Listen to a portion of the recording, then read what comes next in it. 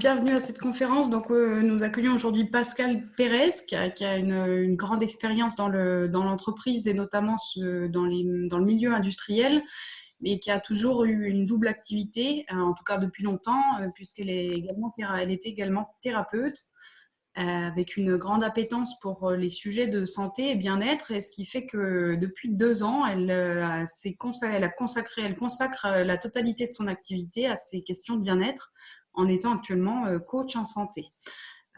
Côté Ruche, on apprécie beaucoup l'approche ingénieure et empirique de Pascal pour traiter de ces questions de santé et bien-être, puisqu'on est intimement persuadé que la santé et le bien-être des hommes et des femmes dans l'industrie et dans l'entreprise en général ont inévitablement un impact positif sur les activités.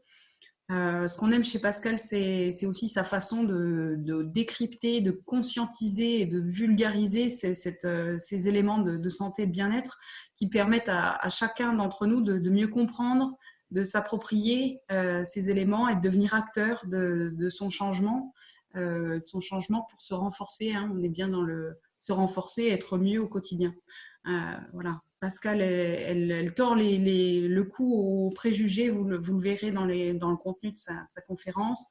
Et de façon générale, elle va nous présenter une approche très globale sur la santé, le bien-être, avec 3 angles d'attaque, entre guillemets, qui se combinent pour nous permettre à chacun d'entre nous de gagner en autonomie et être mieux sur le plan santé et vivre mieux au quotidien.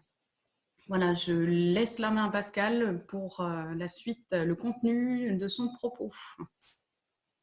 Super, merci Noémie. Alors avant toute chose, juste une petite précision. Donc, je suis confinée comme tout le monde.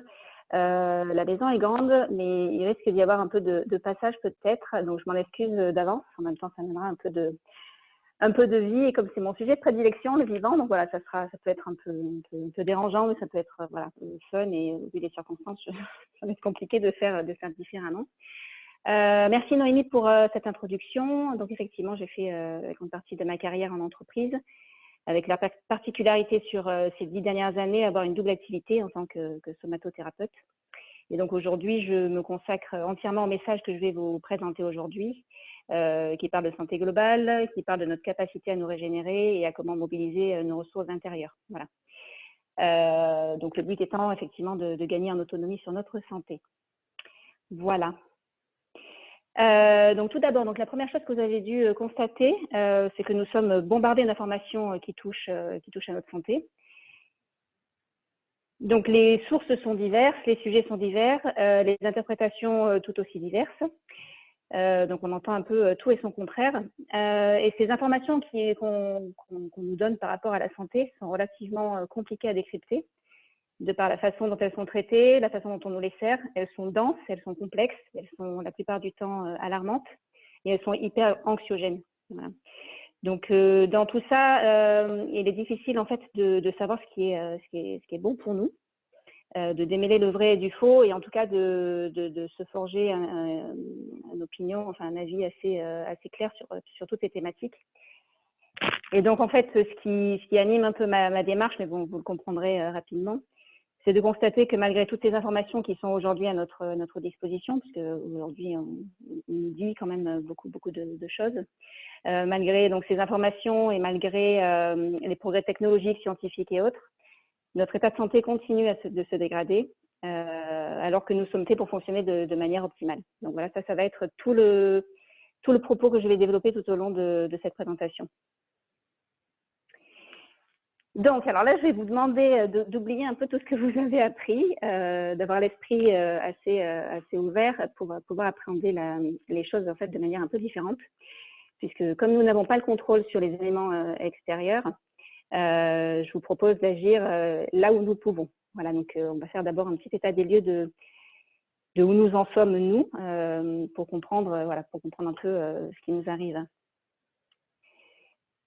Donc, on peut le constater et le vivre, nous sommes sursollicités en permanence au quotidien. Donc, il y a cette fameuse course à l'efficacité, tout va beaucoup plus vite, on est joignable 24 heures sur 24, n'importe où dans le monde. On est soumis au bruit, au stress permanent, à l'éclairage artificiel, le bitume, etc., etc. Tout ça, ça va mobiliser énormément et sursolliciter nos organismes en permanence. Et d'un autre côté, nous ne mobilisons plus nos organismes. En fait, on a tout plein de fonctions dans le corps, par exemple celle de réguler notre température intérieure, qu'on a déléguée en fait à la clim l'été et au chauffage l'hiver. Donc, on ne mobilise plus cette partie-là. On ne fait plus appel à notre intuition et à notre sens de l'orientation, par exemple, puisque nous sommes équipés de GPS. On vit dans un certain confort en fait technologique et c'est très bien, mais du coup, ça nous empêche de nous mobiliser, en tout cas de mobiliser nos fonctions corporelles. Il y a une sédentarité qui est quand même plus grande aujourd'hui. On a les transports, on prend l'ascenseur. Enfin bon, voilà, tout ça pour dire qu'on mobilise moins nos organismes aujourd'hui.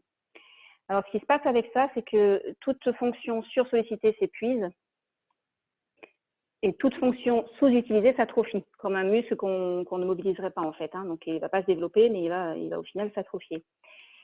Je vais revenir là-dessus plus tard dans la présentation, vous verrez, parce que en fait, ce qui se passe avec ça, c'est que comme nous sommes épuisés, nous ne nous mobilisons plus et on ne se mobilise plus parce qu'on est épuisé. Donc, en fait, le cercle vicieux est enclenché, quoi.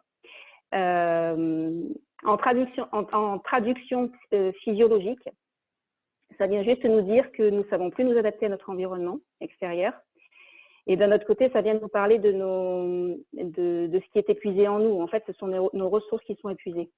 En fait, on parle de ressources micronutritionnelles. Ça, c'est un petit peu tôt dans la présentation. Mais en tout cas, ce qu'il faut comprendre, nos réserves, en fait, c'est qu'on est majoritairement, on est minéralisé et carencé. Donc voilà, ça vous verrez. Je vous le dis déjà maintenant, mais on va en parler plus tard. Donc, en fait, il y a plusieurs façons d'appréhender la santé. Et vous avez dû le constater. En fait, quand on nous parle de santé, aujourd'hui, on nous parle d'abord de maladie. Alors, moi, je trouve que ça pose plusieurs problèmes, enfin, en tout cas, plusieurs interrogations de porter notre focus sur la maladie. Dans un premier temps, en fait, ça nous fait nous focaliser sur ce qui ne marche pas, en fait, sur ce qui dysfonctionne. Et la question, moi, que je me pose là-dessus, c'est que sur quoi je porte mon attention, en fait. En fait, vers quoi je donne mon énergie. Excusez-moi, j'ai un petit peu de passage. Voilà, et quand on connaît les travaux sur les neurosciences et de la puissance de la pensée, de savoir que nous portons notre attention sur quelque chose qui dysfonctionne, bon, ça peut interpeller. Et le dernier point, en fait, c'est la complexité du corps. J'écoutais une conférence cette semaine-là qui faisait part d'un nombre assez affolant. Il semblerait que nous ayons 6 000 milliards de réactions chimiques dans le corps. Donc, autant dire qu'on ne maîtrise pas tout, quoi. Et que même si on comprend les systèmes séparément, c'est compliqué de comprendre le corps dans sa complexité, en fait. Donc, étudier la maladie, c'est un petit peu... voilà, enfin, à titre personnel, c'était assez particulier, mais donc je me suis prêtée à l'exercice lorsque j'ai commencé à faire tous ces travaux-là. Donc j'ai étudié tout plein de systèmes, tout plein de choses, et rapidement, je me suis focalisée sur les maladies dites de civilisation. Donc ces maladies-là qui s'affichent, la première, donc maladie cardiovasculaire, première cause de mortalité dans le monde, la deuxième en France. Maladies dégénératives, donc c'est tout ce qui est affection neurologique, Parkinson, Alzheimer, les cancers, donc première cause de mortalité en France, et les maladies du métabolisme. Donc ça, c'est comment on nous présente les maladies, comme on a l'habitude de les entendre. Donc ça, je l'ai récupéré sur le site de la santé, .gouv. Donc, en fait, il nous dit que toutes les causes de ces maladies sont liées à notre mode de vie, donc tabac, alimentation, manque d'activité physique et le stress. Je trouve, à titre personnel, que d'aborder les choses de cette façon-là, ça nous ramène beaucoup à de l'impuissance et à une forme un peu de culpabilité. Je sais que quand je parle à des personnes qui sont atteintes d'une de ces affections, de s'entendre dire que c'est lié à son mode de vie, et ça renvoie surtout à qu'est-ce que j'ai pas bien fait. Et voilà, ça génère davantage de stress qui n'améliore pas finalement l'organisme, quoi. Donc, vous l'avez compris, moi, je préfère aborder les choses différemment, même si, voilà, je pense qu'il faut être conscient de ce qu'il en est. En revanche, j'aime bien aborder la santé par un autre biais, et de prendre la santé comme point de départ et voir ce qui nous détermine. Donc, en fait, ce qui nous détermine, alors n'hésitez pas, si j'ai un petit peu vite, n'hésitez pas à solliciter, à interpeller Noémie, elle me coupera un peu. Donc, ce qui nous détermine, on est déterminé à 20% par notre terrain, donc c'est la science, ça c'est la génétique, hein, et 80% par notre environnement. Donc, c'est toutes les découvertes qui sont assez récentes sur l'épigénétique, parce que l'épigénétique date de 5 ans, peut-être 6 ans maintenant, donc c'est assez récent, et qui dit qu'en fait, nous influençons notre génétique par rapport à ce qu'on mange, ce qu'on pense, les relations qu'on a avec les autres et ce qu'on fait dans la vie. Donc, c'est assez génial de pouvoir s'entendre dire qu'on peut avoir un peu la main sur ce qu'on appelle l'hérédité. Enfin, on entend souvent que ça c'est héréditaire, donc voilà, donc moi aussi j'ai déclaré ça. Non, on a moyen d'influencer notre terrain par notre environnement directement. Alors, dans ces 20% sur le terrain, il y a ce qu'on appelle de l'ADN codant. Il y a 4 ou 5%, je crois, d'ADN codant qui fait que par exemple, que je suis brune, que je suis une femme, que je ressemble à ma mère, par exemple. Si je change mon environnement, ça c'est quelque chose qui ne va pas changer. Si je vais vivre en Norvège, que je mange du poisson cru matin, midi et soir, je ne vais pas être blonde et ne plus ressembler à ma mère, par exemple, quoi. Voilà, ça c'est une partie qui ne bougera pas. Tout le restant peut être influencé par notre environnement. Moi, je trouve ça assez réjouissant. Et puis, oui, donc nous construisons notre environnement quotidien à chaque instant. Donc, voilà, on a un peu l'impression de reprendre un peu la main, puisque nous devenons acteurs de notre histoire finalement. Je voulais vous montrer cette étude parce que elle a été assez diffusée et je la trouve super intéressante. C'est l'étude sur les zones bleues. Donc, les zones bleues, ce sont des villes qui ont été déterminées. Où on a relevé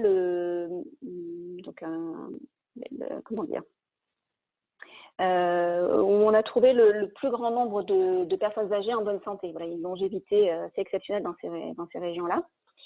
Ils ont déterminé 4 piliers de la santé, donc l'ADN, l'alimentation, l'activité physique et le lien social. Et ce que je trouve encore plus intéressant sur cette étude, c'est que vous pouvez le voir là sur les petits icônes. Ils ne sont pas forcément dans le même ordre partout. En fait, ce qui se passe, c'est que ces 4 piliers, ils fonctionnent ensemble. Si on prend par exemple Okinawa, dont on entend beaucoup parler au niveau de leur régime alimentaire, donc l'alimentation est le facteur, le pilier numéro 1, suivi de l'ADN, l'activité physique et le lien social. En Grèce, par exemple, c'est l'ADN, le lien social, l'activité physique et l'alimentation. Je sais qu'on parle beaucoup de régime crétois, de régime okinawa, de régime méditerranéen. C'est vraiment un tout qui fait la santé. C'est pas un élément isolé. Et ça, je vais beaucoup en parler. Vous allez le voir. Donc voilà, c'est vraiment ces 4 piliers ensemble qui fait que ces régions-là dans le monde ont été repérées comme étant ces fameuses zones bleues. Donc voilà, donc vous l'avez compris, le commun de la maladie et de la longévité, c'est le mode de vie. Je vous disais, donc revenons à la base. Donc il est important de savoir comment nous fonctionnons. Effectivement, ça va être notre priorité numéro 1. Et en fait, savoir comment nous fonctionnons, c'est comment fonctionne le vivant finalement. Donc, vous avez compris à ce stade que nos besoins vitaux ne se résument pas à manger, boire, dormir. Et donc, la définition de la santé faite par l'OMS, c'est un état de complet bien-être physique, mental et social, et ne consiste pas seulement en une absence de maladie ou d'infirmité. Donc, vous l'aurez compris, on a des besoins vitaux à tous ces niveaux. Donc là, je voulais vous montrer un peu, si on revient à la base, comment fonctionne une cellule, puisque nous sommes constitués de cellules. Une cellule, pour fonctionner, elle a besoin de nourriture, donc de nutriments et d'oxygène. On oublie souvent cet aspect-là, mais on a besoin de nutriments et d'oxygène, et en fait, elle rejette des déchets. Ça, c'est le fonctionnement normal de la cellule. Ça fonctionne tout le temps comme ça. Et à l'échelle du vivant, on se rend compte que quand il y a un dysfonctionnement, finalement, c'est que forcément, il y a eu un souci à un endroit ou à un autre. Donc, soit au niveau de l'apport de nutriments, soit au niveau d'évacuer les déchets. Donc, qu'on n'arrive plus à évacuer les déchets. C'est assez intéressant. Et ce qui m'a permis, entre autres, dans toutes mes recherches, de vous présenter ce grand principe-là, donc que j'ai mis plusieurs mois à synthétiser. Ça paraît tout simple, mais qui résulte vraiment de tous les travaux que j'ai pu faire sur justement les maladies. En fait, j'ai cherché systématiquement à savoir ce qui revenait à l'équilibre, puisque, comme je vous l'ai présenté juste avant, quand on prend la maladie la santé par la maladie, on nous dit que toutes ces maladies de civilisation ont les mêmes causes. Donc pour moi, même cause égale même conséquence, égale même retour à l'équilibre. Et je me suis rendu compte systématiquement que dans tous les troubles, symptômes et maladies que je pouvais décrypter, systématiquement le retour à l'équilibre, c'était cette équation-là, plus moins stop. Donc en fait, ce grand principe dit que tout système vivant est régi par le même principe fondamental. Il a besoin d'être nourri, il a besoin d'éliminer, et il a besoin d'arrêter d'être surchargé. Donc au niveau physique, donc vous pouvez l'entendre. Donc en fait, on a besoin d'être nourri, donc des nutriments, oxygène, voilà, du végétal, etc. D'éliminer, donc sortir les déchets toxiques du corps qu'on génère. Hein. On a des déchets métaboliques et on a aussi les déchets qui sont stockés parce qu'on emmagasine des choses qui ne sont pas forcément bonnes pour nous. Et le fameux stop, arrêter d'en rajouter, il y a des choses qui sont pas bonnes pour nous. Il y a des choses qui sont pas comestibles. Le pétrole, c'est pas comestible. Le plastique, c'est pas comestible. Donc les pesticides, les fongicides, tout ce qui est additifs alimentaires. Bon voilà, il y a beaucoup de choses qui vont charger l'organisme à fond, quoi. Voilà. Donc ça c'est pour le corps. Mais comme on l'a compris juste avant, on a des besoins vitaux à tous les niveaux. Et ça marche pour tout. Cette équation marche pour absolument tout. Ça marche au niveau relationnel. Une relation, elle a besoin d'être nourrie. Il y a des choses qui ont besoin d'être éliminées. Et il y a des choses qui ne sont pas bonnes pour la relation. Ça marche pour l'aspect émotionnel aussi. Ça marche pour absolument tout. Donc, au-delà d'une équation pour la santé physique, c'est une véritable philosophie de vie. C'est un peu ce qui se passe d'ailleurs on peut le voir aussi au crible un peu plus large de notre environnement, sur l'écologie, quoi. La planète est saturée de déchets qu'elle n'arrive plus à éliminer, quoi. Elle a juste besoin d'être nourrie et elle a besoin d'être arrêtée, d'être surchargée. Enfin bon, voilà, on pourrait en parler, mais c'est un principe qui est super intéressant à avoir en tête et à envisager et dont je vais vous parler aussi par la suite. Donc, on parle beaucoup je vous parle beaucoup là jusqu'à présent du mode de vie. Le mode de vie, pour moi, c'est ce que je vous présente là. C'est tous ces secteurs-là. Le mode de vie, c'est notre alimentation, c'est nos habitudes et attitudes de vie et c'est notre environnement quotidien. C'est ça le mode de vie, en fait. Enfin, pour moi, c'est vraiment comme ça que je l'appréhende. On a beaucoup banalisé aussi ce terme-là. On parle de réforme de mode de vie. Enfin, ça veut tout dire et rien dire, quoi. Qu'est-ce qu'on fait concrètement? Donc pour moi, agir pour une santé globale, c'est agir sur ces trois piliers-là, sur ces trois patates-là, comme je dis, sachant que lorsqu'on intervient sur un de ces secteurs-là, le cercle vertueux s'enclenche. En gros, lorsqu'on va s'alimenter d'une alimentation qui est faite pour nous, une alimentation physiologique qui nous va bien, qui est faite pour nos organismes, spontanément, on va avoir l'esprit plus clair et spontanément, on va aller vers un environnement qui nous est plus favorable. Vous voyez, je ne peux pas vous faire le geste, mais de la même façon, quand on a l'esprit clair, qu'on est bien dans nos baskets, spontanément, on va s'orienter vers une alimentation qui est physiologique et spontanément, on va aller vers un environnement qui nous est favorable. Je prends souvent l'exemple dans le milieu de l'entreprise, parce que je l'ai vécu et je l'ai mis en place pour moi-même quand je travaillais en entreprise. Concrètement, quand je sais que je vais passer, quand je savais que j'allais passer une journée complète en réunion dans dans une salle de réunion en second jour, donc sans fenêtre. Donc je suis plutôt sur la patate bleue, n'est-ce pas? C'est de voir comment je pouvais trouver un équilibre sur les deux autres piliers. Généralement, qui dit réunion en salle fermée toute la journée, dit plateau repas à midi. Un peu compliqué pour l'apport nutritionnel, hein, donc j'espère que les plateaux repas ont changé depuis. Voilà, moi j'ai essayé de jongler avec ça. Donc concrètement, j'avais des fruits dans mon sac à main. Pour attitude et habitude, dès que je pouvais bouger, j'allais bouger, j'allais prendre l'air. Enfin, c'était compliqué, mais c'est de trouver un équilibre en fonction de là où c'est compliqué pour nous.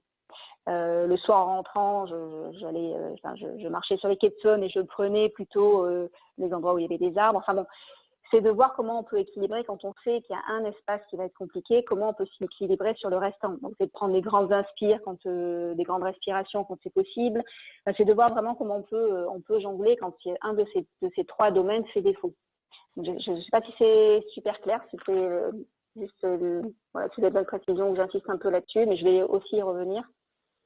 Mais en tout cas, voilà, il y a vraiment matière à enclencher un cercle vertueux avec ces trois environnements-là.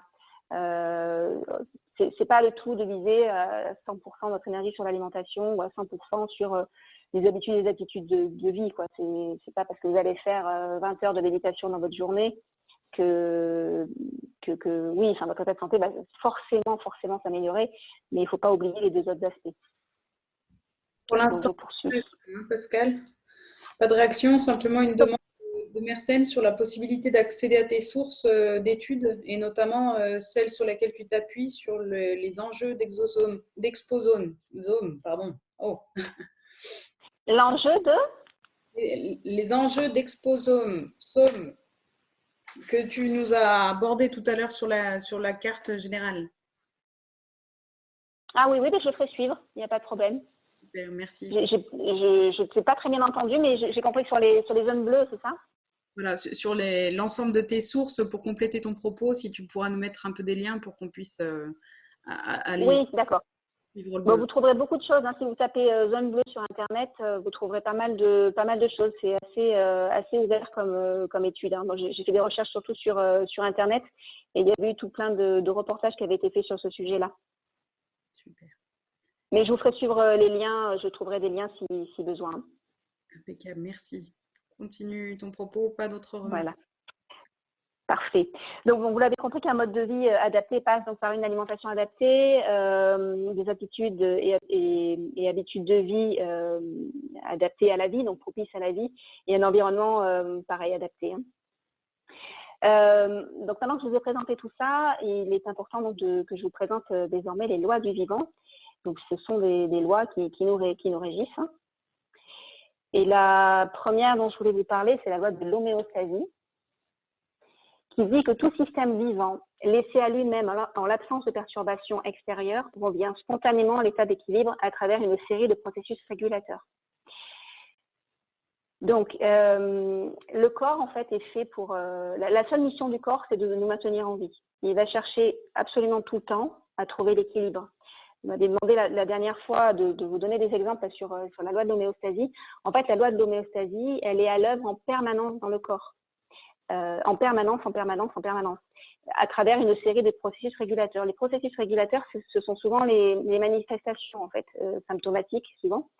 Mais le corps va systématiquement essayer de s'équilibrer. Il va en permanence, enfin, il est auto-réparant, il va en permanence essayer de se réparer.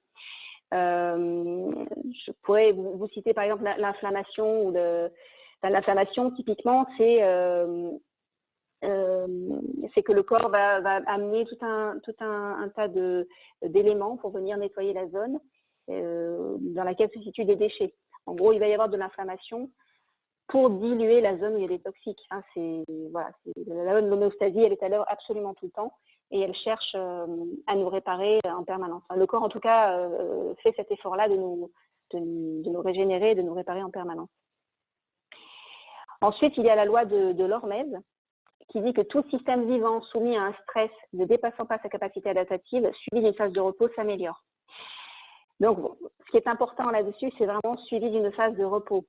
Vous vous souvenez, dans la première slide, là, où il y avait toute cette agitation, sursollicitation, En fait, on est sollicité en permanence. Ce qui se passe aujourd'hui, c'est que la phase de repos, elle n'est pas forcément là. Donc, notre organisme, il peut pas se renforcer. C'est un peu l'idée de cette image-là que je vous présente avec l'élastique, c'est qu'à force de tirer sur la corde, ça lâche, quoi. Il faut redonner un peu de mou si on veut que l'élastique ne pète pas, tout simplement. La loi du ça dépend, je l'aime beaucoup celle-là, puisque nous sommes tous différents. En fait, nous sommes 7 milliards de personnes sur la planète. Il n'y a pas 2 codes ADN identiques. Donc, en fait, c'est pour ça que je vous présente tous ces principes-là. Et c'est vrai qu'on on a été un petit peu coupé, mais j'espère que vous avez réussi à garder le fil. Tous ces principes-là, ils sont importants à connaître pour que vous puissiez vous établir, vous, votre propre règle ensuite, en fonction de ces grands principes et en fonction de où vous en êtes vous, de ce que vous vivez vous et de votre métabolisme. Enfin, il y a tellement de paramètres qui entrent en ligne de compte. Bien sûr, tout ce que je vous présente là vaut pour tous, puisque ce sont des lois du vivant et nous sommes des êtres vivants, donc ça tient pour tous. Par contre, ça sera adapté en fonction de là où vous en êtes, de votre état de fatigue, de votre métabolisme, de ce que vous vivez, etc., etc. Une autre loi, la loi du bon sens, elle est dans le sens de la vie, parce que effectivement, on n'aurait pas idée de mettre ce poisson rouge dans la forêt, on aurait plutôt idée de le mettre dans son environnement, et pourtant, on n'aurait pas idée non plus de mettre une plante verte dans un placard. Et comme je disais tout à l'heure, on fait aussi des réunions dans des salles en second jour. Il y a des bureaux sans fenêtre. On n'aurait pas idée de le faire pour un élément naturel. On n'aurait pas idée non plus d'arroser cette fameuse pauvre plante avec du Coca-Cola et nous on en boit, quoi. Enfin voilà, c'est des fois aussi de prendre un peu cette posture sur le côté comme ça et de se dire voilà, qu'est-ce qu'on fait, qu'est-ce qui me ferait du bien, quoi, et qu'est-ce qui est fait pour ma propre nature. Donc là, je vous les reprends pour que vous les ayez bien en tête, les lois du vivant et autres. Donc l'homéostasie, donc le vivant s'auto-répare. On a une capacité innée d'auto-guérison. Il suffit juste de connaître, alors je dis juste avec des guillemets, mais il suffit juste de connaître les bons paramètres pour pouvoir permettre au corps cette fonction-là. Ensuite, la loi de l'hormèse qui dit que le corps a besoin d'être challengé pour se renforcer et pouvoir s'adapter à notre environnement extérieur. Avec ce qu'on est en train de vivre en ce moment, enfin, je sais que j'ai beaucoup communiqué sur cette partie-là, il y a besoin de se renforcer en profondeur et de se challenger un petit peu malgré la condition qu'on est en train de vivre. Ensuite, la loi du ça dépend, nous sommes tous différents et il y a besoin d'établir sa propre règle. Et le bon sens. Voilà, faire marche arrière pour avancer. Alors, je l'ai noté comme ça, c'est une personne que j'ai accompagnée il y a un petit moment de ça, qui m'avait fait cette réflexion. Aujourd'hui, pour avancer, il faut faire marche arrière. Et je trouve ça assez juste. Donc, avec tout ça, j'espère que vous appréhendez le symptôme d'une façon un peu différente et de voir en fait que le symptôme n'est que la manifestation de la vie en nous. Le symptôme, en fait, il se révèle quand la distance entre nous et notre environnement ne tient plus ou quand on n'arrive plus à nous adapter à notre environnement. Donc, soit il faut changer l'environnement, soit il faut se renforcer nous. Et quand on n'arrive plus à faire cet effort-là, enfin, que le corps n'arrive plus à faire cette démarche-là, le symptôme survient. Dans mon approche, j'invite vraiment les personnes à repérer ça, pour pouvoir accompagner le mouvement plutôt que d'entraver le mouvement du corps. Donc, une fois que je vous ai dit tout ça, souvent on me demande, oui, mais c'est, voilà, d'accord, mais concrètement, comment on fait? Et moi, j'ai une grande tendance à toujours la mettre de la même façon en mettant plus de vie dans sa vie. Parce qu'on pourrait donc lister nos besoins vitaux, hein, vous avez compris, on pourrait lister vie pro, vie perso, et puis on fait un petit état des lieux, où est-ce que vous en êtes, etc., etc. Sauf que ça prend du temps, que c'est une vraie démarche et elle est complètement valable, hein. Je ne remets pas ça en question, c'est un peu aussi l'approche thérapeutique. Sauf que pour enclencher ce fameux cercle vertueux de la régénération, on peut aller un petit peu plus vite. Et ce que moi je propose, c'est d'ajouter pour enclencher ce fameux cercle vertueux. Et il y a une notion qui est super importante pour moi, justement avec toute cette vie trépidante qu'on mène tous.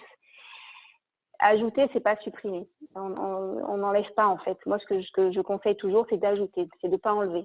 Le corps ne supporte pas la frustration, et pas que le corps d'ailleurs. Moi, je ne supporte pas la frustration et personne n'apprécie vraiment la frustration, d'autant qu'on est déjà surchargé. Et on va encore nous dire qu'il faut enlever des trucs, quoi. Enfin, je pense au sucre. En ce moment, il y a pas mal de challenges zéro sucre. Enfin, bon, on entend parler beaucoup de ces trucs-là.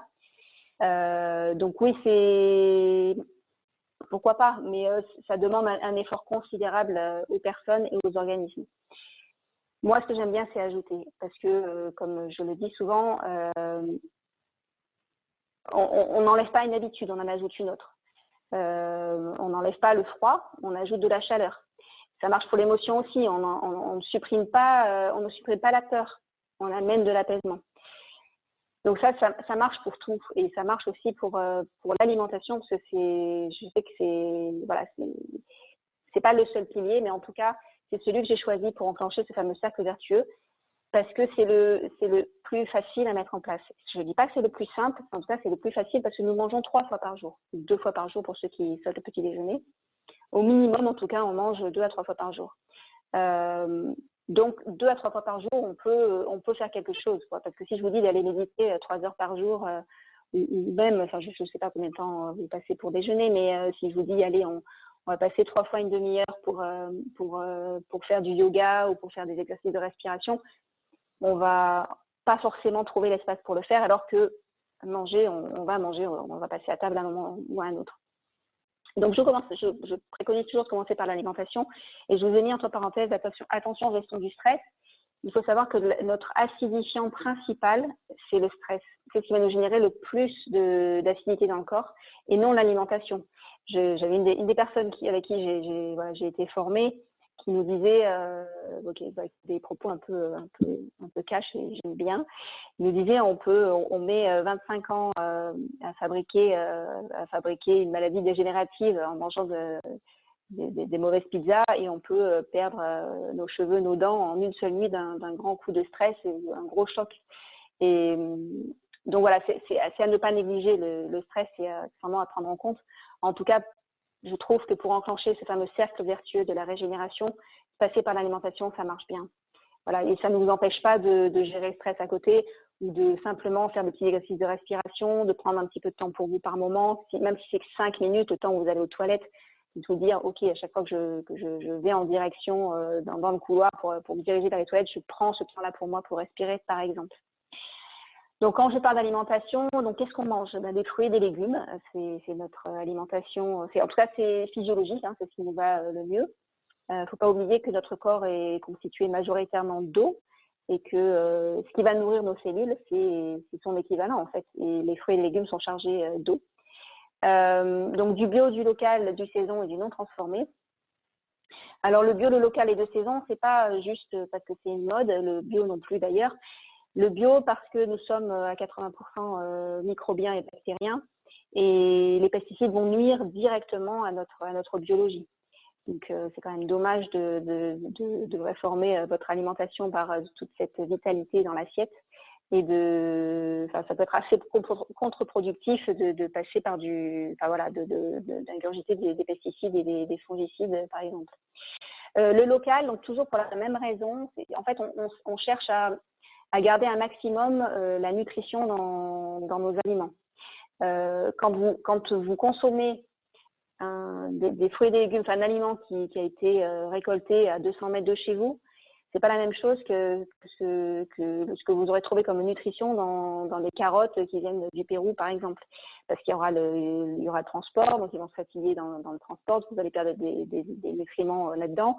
Vous allez perdre en fraîcheur parce qu'il aura été le légume aura été récolté 2 semaines auparavant, etc., etc. Donc vraiment, l'idée, c'est de garder la micronutrition. Le de saison, il est important également parce qu'on part du principe que la nature nous donne ce dont on a besoin au moment où on en a besoin. Personnellement, je n'ai absolument pas envie de manger de la pastèque en plein hiver. La pastèque, c'est un fruit d'été, il est fait pour nous hydrater, pour nous amener de la fraîcheur, etc., etc. On n'en a pas besoin l'hiver. Donc, le de saison vient nous amener ce dont on a besoin à l'époque où on en a besoin. Et le non transformé, c'est toujours la même chose, c'est pour garder la micronutrition. Dites-vous que dès lors que vous allez, on va prendre l'exemple on va prendre toujours cette même carotte. Si vous faites bouillir une carotte, elle n'aura pas la même valeur nutritive qu'une carotte que vous aurez cuite al dente, et elle n'aura pas la même valeur nutritive qu'une carotte que vous allez manger à la croque et crue. Donc voilà, donc ça c'est important de récupérer un maximum de micronutrition dans ce que vous mangez. Souvenez-vous, je vous l'ai dit au tout début, je vous expliquais que que nos réserves étaient épuisées, et je vous disais que nous étions carencés et déminéralisés. Donc en fait, on a tous les minéraux, on va les trouver là-dedans. En fait, c'est vraiment un soutien pour nous aider à récupérer nos réserves. Ensuite, donc oui, j'insiste fortement, je l'écris en gros, comme tout le reste, mais d'y aller progressivement. Ce qui se passe en fait, quand vous commencez à redonner à votre corps le bon carburant, donc il va retrouver de la vitalité, et la première chose qu'il va faire, c'est qu'il va sortir les poubelles. En gros, il va nettoyer, il va virer les toxines du corps, puisqu'il aura retrouvé de l'énergie, donc hop, il est à même de réenclencher ce cycle naturel. Rappelez-vous, quand je vous ai montré la cellule, elle est nourrie, elle évacue. Il n'y a pas de question à se poser. C'est son bon état de marche. Elle est nourrie, elle évacue. Et c'est ce qui se passe quand on relance la machine avec une alimentation plus en fruits et légumes, par exemple. C'est ce qui se passe quand on commence à faire le ménage. Et l'idée, donc, c'est d'accompagner le mouvement, puisque c'est de repérer, en fait, ces effets-là et d'accompagner, donc calmer le jeu. Il y a plein de choses à faire pour accompagner le mouvement et pas enrayer le processus, en fait. Donc, ce que je trouve intéressant, c'est d'y aller tout doux, parce que rapidement, quand il y a trop d'effets de détox, ça peut un peu brimer les personnes qui sont désireuses d'enclencher un changement, et de voir tous ces effets qui ressortent. Ça peut un peu couper les élans aux personnes. Donc, d'y aller progressivement. On sous-estime souvent la puissance de la vitalité dans nos fruits et nos légumes, mais je peux vous assurer que ça fonctionne, quoi. Et donc ça enclenche ce fameux cercle que je vous disais tout à l'heure. Vous allez avoir l'esprit plus clair, et spontanément vous allez aller vers un environnement qui vous est plus favorable. Ensuite, se reconnecter au vivant, donc se mettre en mouvement en conscience. Donc je refais référence aux neurosciences et de la puissance de la pensée. Il y a plein d'études qui en parlent aussi, mais je pourrais retrouver ça c'est pareil, je pense qu'il y a beaucoup d'ouvrages sur le sujet. Dès lors qu'on fait quelque chose en se disant qu'on le fait pour se faire du bien, les effets sont décuplés. Voilà, donc ça permet moi je nomme ça souvent le câblage positif, mais ça vous permet de vous mettre dans une prédisposition qui font que vous allez élever votre niveau vibratoire et que les choses vont mieux se passer pour vous.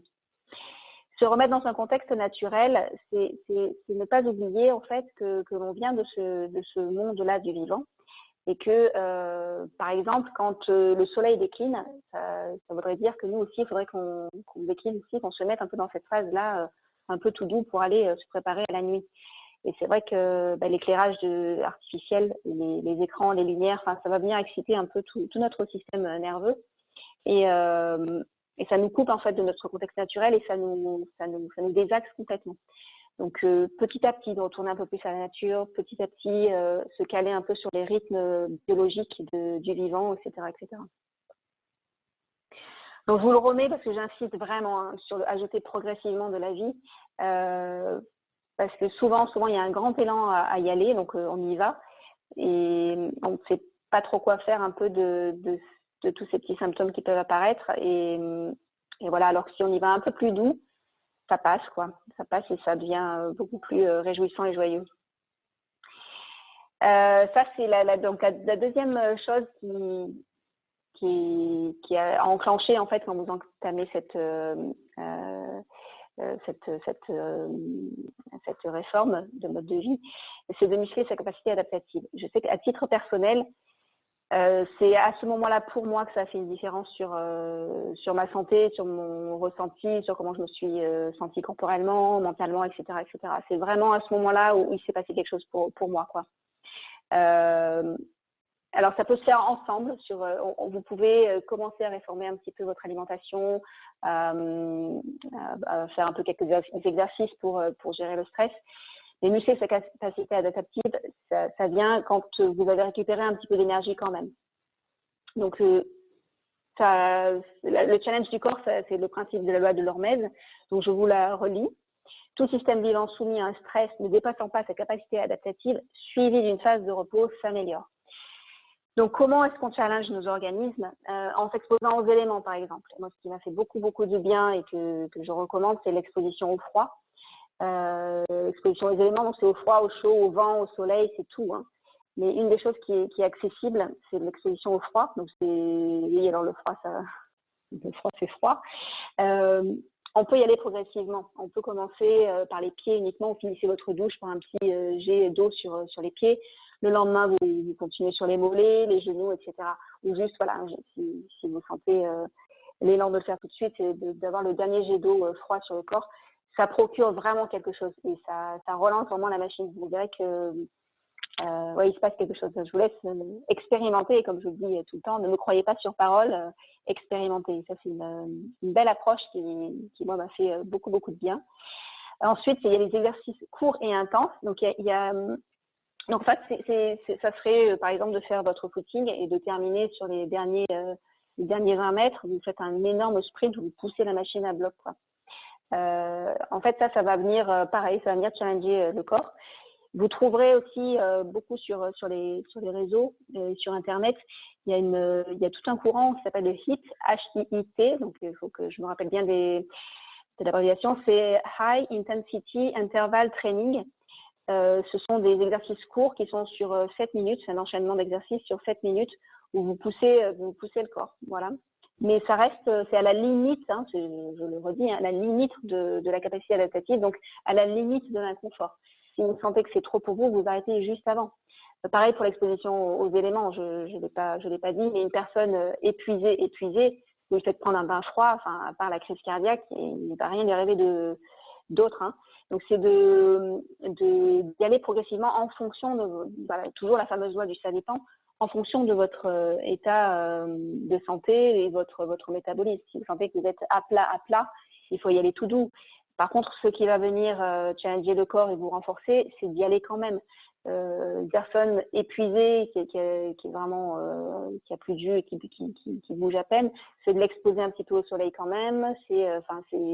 Même si c'est quelques minutes, mais voilà, c'est pas juste du repos, c'est du repos actif, comme je le dis, quoi. La personne, elle doit se reposer, mais elle doit aussi un petit peu s'exposer pour récupérer au plus vite. Ensuite, le jeûne, c'est un challenge pour le corps, puisqu'on le prive de nourriture, donc il doit aller chercher ses propres ressources. Et en même temps, le jeûne va également dans la loi de l'homéostasie, mais ça, on pourrait s'en parler aussi, puisque c'est dans cette phase-là, quand on met le corps au repos digestif également, et entre autres, que le corps se répare au mieux. C'est un peu ce qui se passe la nuit d'ailleurs.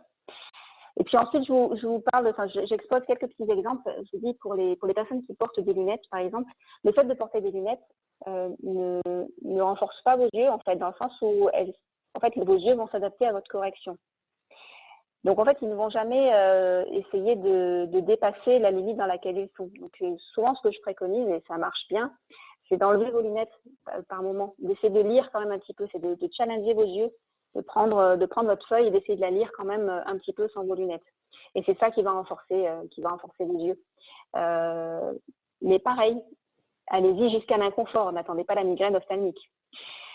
Ensuite, pareil, mobiliser les parties de votre corps qui sont souffrantes. Les personnes qui souffrent de genoux, par exemple, il faut qu'elles se mobilisent quand même un petit peu, il faut qu'elles fassent bouger leurs genoux. L'idée n'est pas de se faire mal, une fois de plus. Donc, c'est d'y aller progressivement. Et finalement, la loi de l'hormèse, c'est juste sortir de sa zone de confort.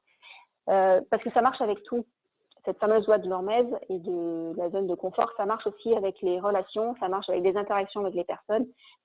Plus vous vous challengez dans une situation qui ne vous est pas confortable et plus vous vous renforcez dans ces espaces-là. Donc, c'est pour le corps, mais c'est pour la vie. Donc, c'est pour ça que c'est global.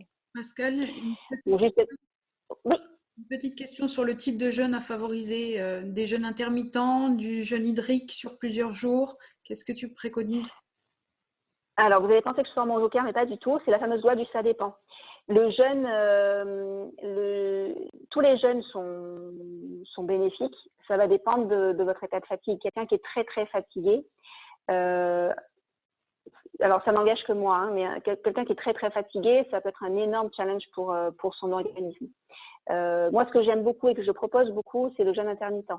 En fait, le jeûne intermittent, c'est d'arrêter de manger entre 2 repas, mais c'est de prolonger au maximum la durée pendant laquelle on ne mange pas. Et le jeûne qui est super facile à faire, c'est le jeûne du soir, donc enfin du soir et du matin.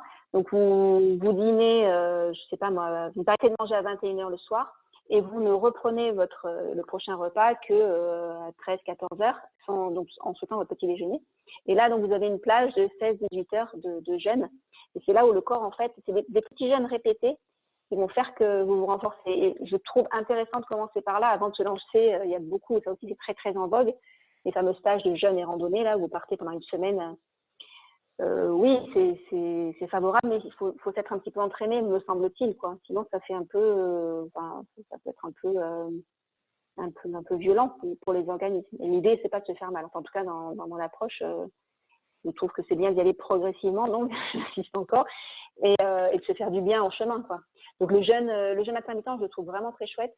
Et il y a une autre forme de jeûne, je crois qu'il l'appelle la warrior diet. C'est de ne faire qu'un seul repas par jour. Donc l'idéal, c'est celui du soir. Et c'est vrai que quand vous jeûnez toute une journée et que vous n'avez qu'un repas le soir, la fin de la journée, vous avez, enfin, en tout cas, c'est mon expérience, mais c'est un peu ce qu'on a pu me rapporter également. Vous avez un esprit super clair le soir. Enfin, ça apporte vraiment des bienfaits que vous pouvez mesurer déjà en une journée. Mais l'idée, c'est toujours pareil, d'y aller progressivement, de faire au feeling et de faire en fonction de là où vous en êtes. Si vous êtes vraiment fatigué, allez-y tout doux. Moi, j'aime beaucoup les jeûnes secs, donc sans eau. Mais voilà, si vous préférez boire, buvez. Si vous avez envie de faire un jeûne qu'avec des jus ou qu'avec des bouillons ou qu'avec des tisanes, allez-y aussi. L'idée du jeûne, c'est d'alléger la charge digestive pour favoriser justement l'homéostasie, donc pour favoriser la régénération du corps. Pour que le corps puisse avoir plus de temps pour se réparer de l'intérieur. Donc voilà, je ne sais pas si ça répond à la question. C'est vrai que c'est vaste le jeûne, hein, mais je pense que pour commencer, le jeûne intermittent, c'est exceptionnel, quoi. Enfin, à mon sens, c'est assez chouette à vivre. Merci pour ces précisions. Juste un petit point timing, il est 14h26, donc je te laisse reprendre Okay. le micro et puis si possible, on condense pour garder un petit temps d'échange à la fin. Ça marche. Merci. Donc je poursuis. Donc je récapitule, ajouter, donc optimiser l'apport micronutritionnel par l'alimentation, donc vous l'avez compris. Enclencher le cercle vertueux, donc c'est calmer le jeu pour retrouver un rythme physiologique. Et ensuite, c'est de challenger le corps et de ne pas oublier la phase de repos. Alors ça, j'ai tenu à vous le rajouter. Alors oui, effectivement, je suis thérapeute également. Quand l'émotionnel prend le dessus, donc c'est vrai que l'émotionnel, j'en tiens compte dans les accompagnements et dans notre processus. Quand l'émotionnel prend le dessus, en thérapie corporelle, on dit que derrière chaque émotion, il y a une tension. Donc derrière chaque tension, il y a une émotion. En fait, et tension, c'est tendre vers. Quand il y a une émotion qui survient quand on a enclenché un changement, ça vient juste nous signaler qu'il se passe quelque chose dans le corps. L'émotion, il faut l'appréhender comme le symptôme, en fait. C'est juste qu'il se passe quelque chose dans le corps. Et donc, quand ça se passe, quand l'émotionnel prend le dessus, on s'en occupe, bien sûr, et on accompagne le mouvement. Et ce qui est génial avec ces 3 fameuses patates que je vous montrais, c'est que l'émotionnel s'appréhende de la même façon. On peut soulager l'aspect émotionnel par l'alimentation et par l'environnement quotidien. Vous voyez, vous reprenez les 3 ronds. En fait, l'émotionnel va se gérer de la même façon. C'est pareil, je vous invite vraiment à… J'allais repartir, mais on a un peu moins de temps. Mais je vous invite vraiment à essayer, quoi, quand vous trouvez quelque chose qui ne va pas. Voyez quelles ressources vous avez pour accompagner le mouvement qui est en train de se vivre dans le corps. Donc finalement, la régénération, c'est donc recharger les batteries, donc avec le bon carburant qu'on donnerait à notre machine, la faire fonctionner, cette machine, et ensuite s'entretenir. Ça se fait vraiment en 3 étapes, quoi. D'abord, il faut donner le bon carburant. Il faut vraiment déterminer ce qui va être adapté pour elle, la faire tourner et ensuite entretenir. Donc, en fait, ce qui guérit, finalement, c'est la vie en nous. Entendez bien que l'alimentation, tout ce que j'ai pu vous présenter, tous les soins qu'on va pouvoir apporter, ce ne sont que des soins. C'est la vie en nous qui va faire qu'on va être en santé. Vous pouvez planter toutes les graines que vous voulez sur un sol mort, la graine ne poussera pas. Vous pouvez mettre la crème que vous voulez sur une jambe en bois, ça va pas faire du bien, ça va pas faire repousser la jambe.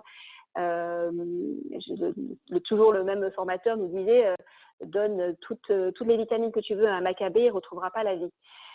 Il y a vraiment à comprendre que cette étincelle-là en nous, même quand on est surépuisé, il y a vraiment des personnes qui sont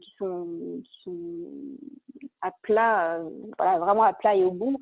Ce qui va mobiliser la vie, c'est cette étincelle-là. Et tout le restant ne va être que du soin. Je voulais juste également vous faire un petit focus là-dessus, sur cette mise en garde-là, d'utiliser les différentes médecines à bon escient. J'ai parlé beaucoup d'approches, je vous parle beaucoup de santé, etc. Cela n'exclut pas et en rien, bien au contraire, ça n'exonère pas d'un avis médical et d'aller vers la médecine traditionnelle. La médecine conventionnelle est juste parfaite en cas d'urgence. Pour l'anecdote, j'avais une personne qui accompagnait ma vie et qui me dit un jour, voilà, mais si tu as quelque chose, moi je ne sais pas quoi faire. Forcément, donc vous avez compris un peu mon état d'esprit sur la santé et comment je me soigne. Dis-moi, je ne sais pas quoi faire. Ce à quoi je lui ai répondu, écoute, si je me fais renverser par un camion, s'il te plaît, amène-moi à l'hôpital. Parce que c'est pas le moment d'attendre sur le bas-côté que mon corps se régénère. Non, l'idée c'est de mettre des choses en place avant pour le jour où il y a un souci, notre corps soit plus en mesure de se récupérer plus vite. Mais bien sûr que la médecine conventionnelle est importante en cas d'urgence. Si vous êtes vraiment en souffrance, de vous faire réanimer, ça va vous sauver la vie, quoi. Donc moi, vous avez compris que je suis plus sur les deux autres aspects, donc les médecines douces. Donc pour tout ce qui est maux du quotidien et les troubles légers, c'est juste parfait, parce que la médecine douce va faire en sorte de ne pas charger le corps en toxines supplémentaires. La médecine conventionnelle va apporter beaucoup de chimie, et la chimie sauve des vies aussi. La médecine douce, pas. Donc ça va moins charger l'organisme que la médecine conventionnelle. Donc il y a parfois pas besoin d'autre chose que la médecine douce. Et ensuite, il y a les moyens de santé. Donc ça, c'est ce qui nourrit la santé et que chacun peut mettre en place donc de façon autonome.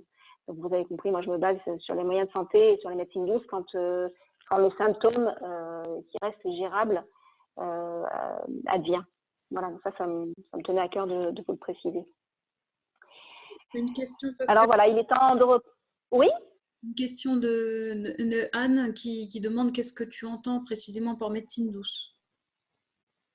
Alors les médecines douces, ça va être tout ce qui est, c'est un peu tout ce dont je me sers là, hein, toutes la naturopathie, les soins avec les plantes, le jeûne est considéré comme une médecine douce, les soins, tous les soins naturels en fait, l'argile. Enfin moi je préconise beaucoup ça, quoi, l'argile, qu'est-ce que je préconise, l'huile de ricin. Enfin il y a plein de petites choses qui sont naturelles en fait. C'est toutes ces médecines-là, toutes ces approches-là alternatives. Elle te remercie. Et nous aussi. Super, parfait. Donc, il est temps de reprendre le pouvoir sur notre santé globale. Donc, ce que je voulais vraiment vous dire, et je conclue avec cette phrase, parce que pour moi, cette présentation est une invitation à appréhender la santé sous un autre angle. Donc, j'espère vous avoir donné quelques clés pour nourrir votre santé et pas uniquement colmater la maladie. Et voilà, donc ce qui me semble important, c'est d'apprendre à développer notre santé. Donc voilà, on est arrivé au terme. Je vous laisse mes coordonnées pour trouver un peu plus d'informations. Je communique sur les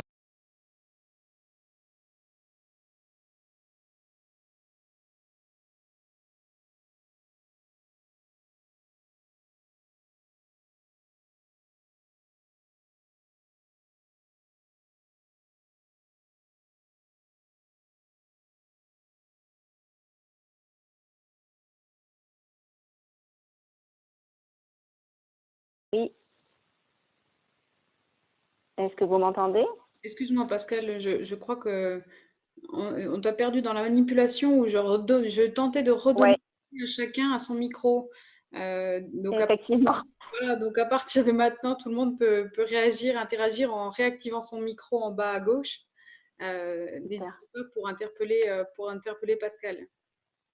Alors, juste une petite chose, je veux juste terminer là-dessus. Je pense pas avoir été, je pense pas qu'on m'a entendu, ça a coupé à ce moment-là. Je vous explique que j'ai écrit donc un article sur l'immunité au vu de ce que nous sommes en train de vivre.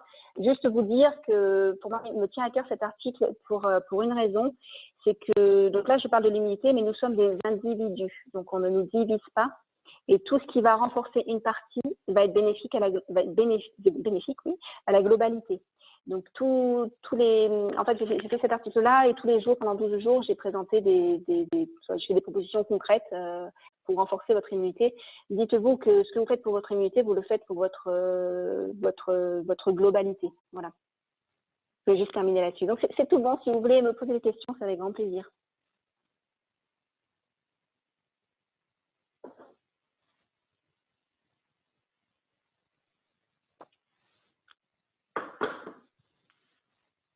Personne ne Je ne sais réagit. pas si tu m'entends toujours, Noémie. Oui, oui, tout à fait. Mais personne ne semble réagir ni à l'écrit ni à l'oral. Cette approche globale avec la proposition d'entrer par l'alimentation, parce que ça semble être le levier le plus accessible, mais on l'a vu autant sur les habitudes du quotidien que sur le reste, vous interpelle. Est-ce que c'est des choses qui vous parlaient, que vous mettez déjà en pratique aujourd'hui? Est-ce que vous voulez nous partager votre expérience?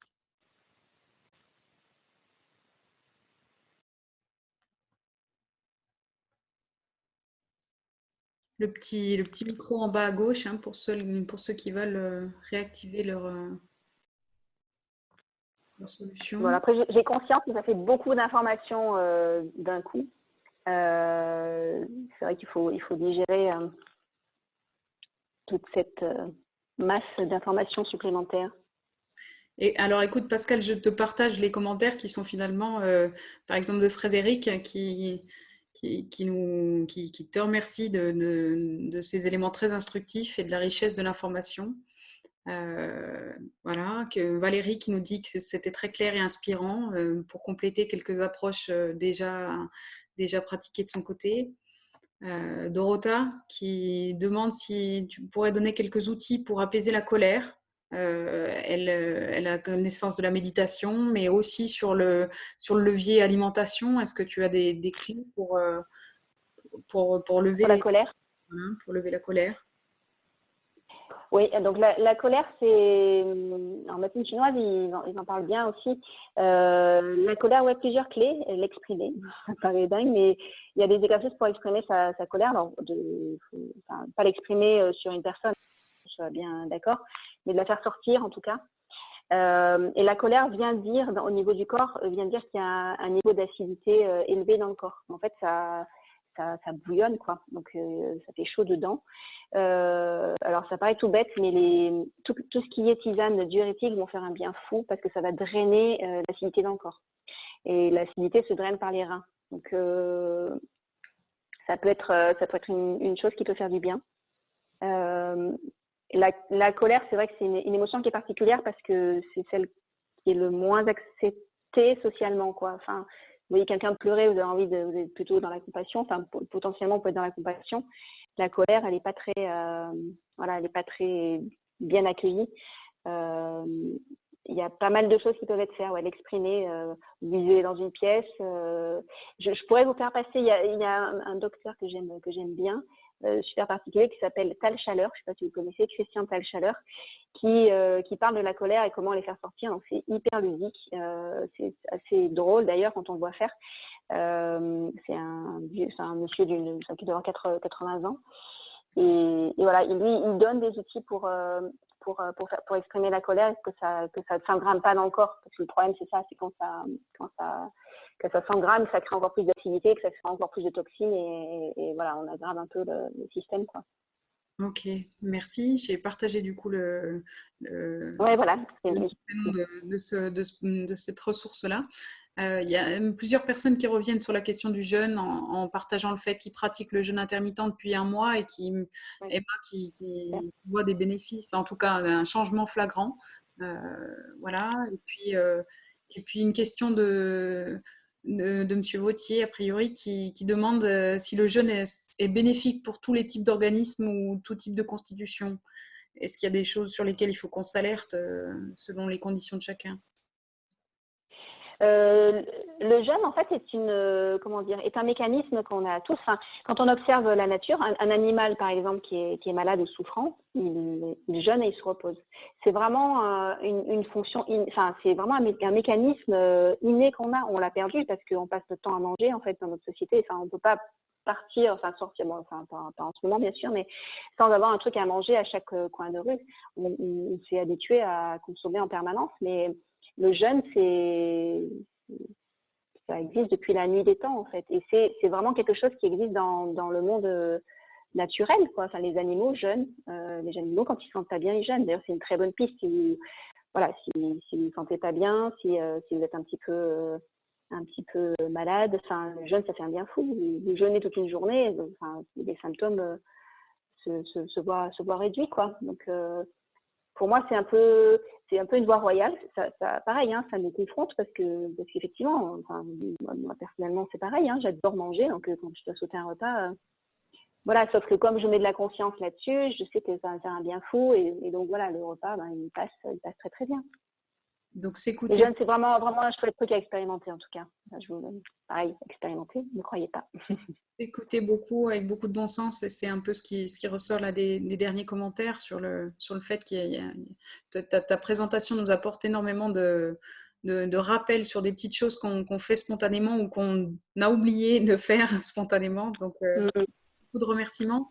Une dernière petite question sur ce que tu peux penser de l'huile de CBD et de la spiruline.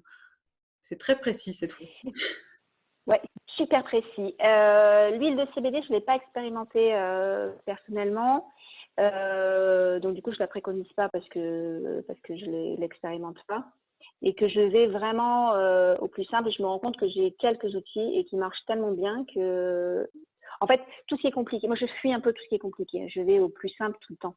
Donc on a des remèdes un peu, enfin des remèdes. Je mets les guillemets toujours, hein, entendez bien. Tout ce qui fonctionne, je le garde, et on voit bien que ça marche pour ça marche pour tout. Donc voilà. Et à force de renforcer notre organisme, il y a beaucoup de choses dont on n'a plus besoin. Donc l'huile de CBD, je ne peux pas vous dire. La spiruline, alors mon avis, c'est que je trouve ça très bon, donc très bon gustativement, donc j'en consomme quand j'en ai. Après, c'est toujours pareil. Je me méfie vous savez, des produits miracles et des aliments, comment on les appelle, ça ne me vient plus, un peu les aliments magiques et tout ça là. Donc je fais toujours un peu attention à ça.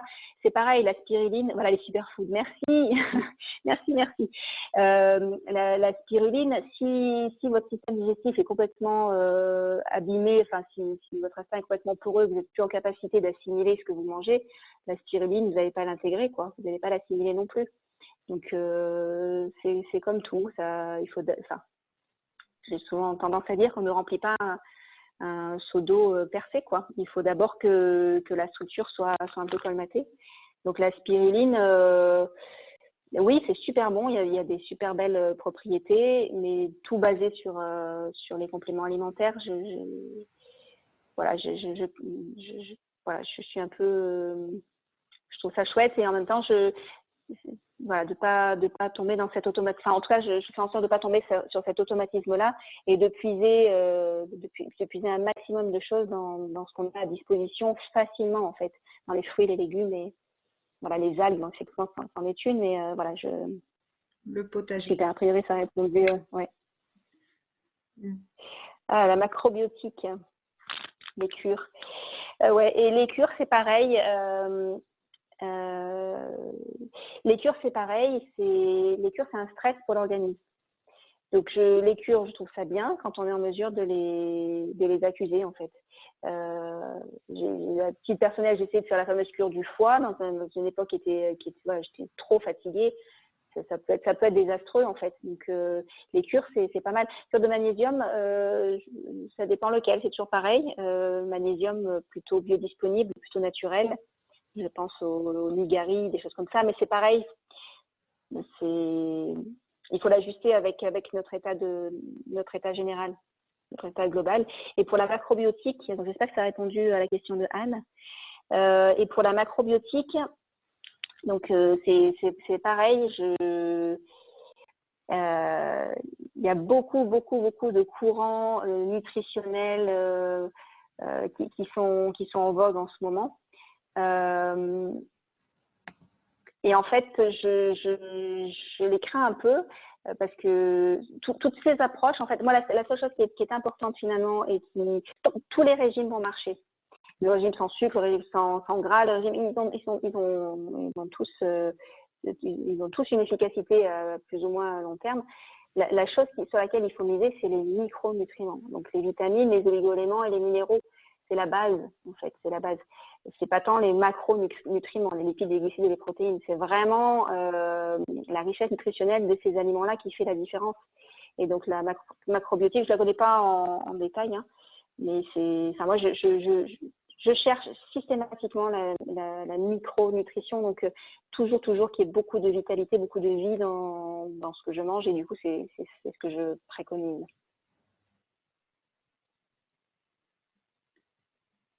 Peut-être une dernière question. Une autre question sur les sèches alimentaires, c'est ça?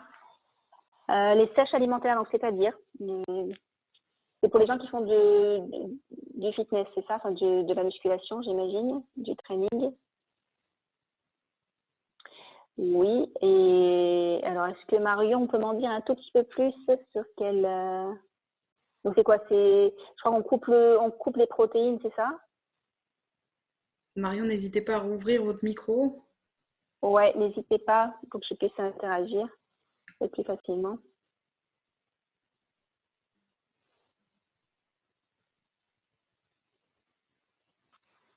Bon, ce que je peux dire là-dessus, je pense que c'est spécifique sèche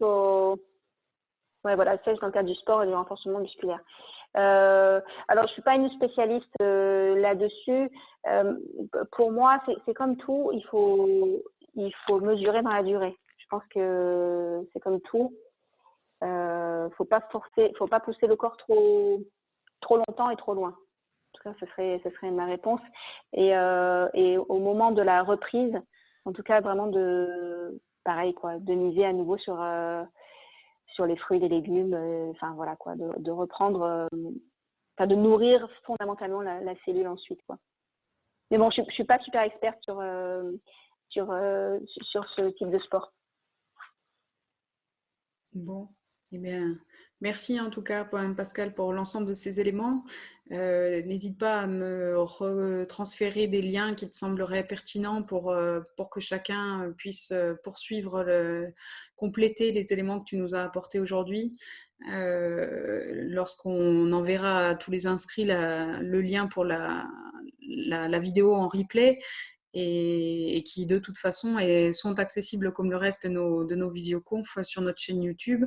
On a tes contacts du coup dans la fin de cette présentation. On te remercie énormément pour ce bol d'air et de bon sens et de bons tuyaux pour agir sur notre santé globale avec différents angles d'approche. Et pas de souci, Marion, on met en place, on met à disposition le lien YouTube sur la chaîne YouTube de La Ruche. Donc, sur votre moteur de recherche, vous tapez La Ruche Industrielle avec YouTube derrière, vous tombez immédiatement sur le lien pour la chaîne. Voilà, mais merci beaucoup. Et puis, bon après-midi, bonne fin de semaine à tous. Et un grand merci, Pascal. Toujours un plaisir de t'avoir avec nous à La Ruche. Merci à vous et merci à La Ruche. À bientôt, tout le monde. Au revoir.